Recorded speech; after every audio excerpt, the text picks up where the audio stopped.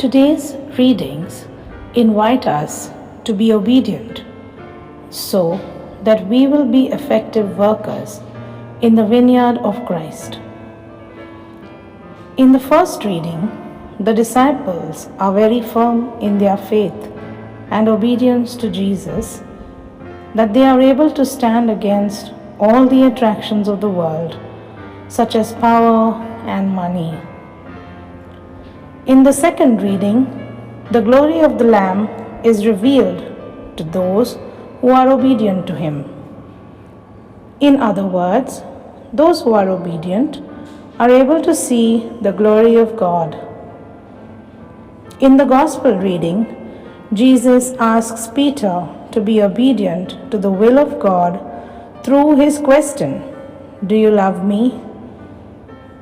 This question is an invitation to Peter to understand and surrender himself totally to the will of God.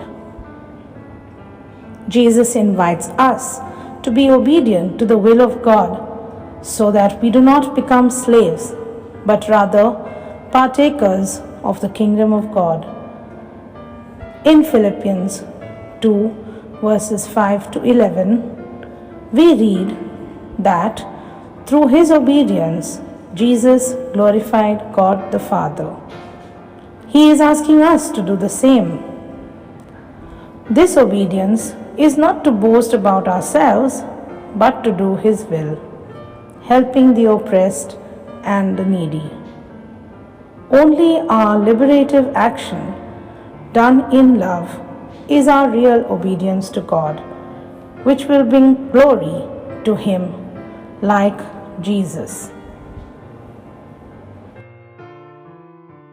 Lord, help us to be obedient, that we may be able to do your will by liberating the oppressed and spreading your kingdom values wherever we go.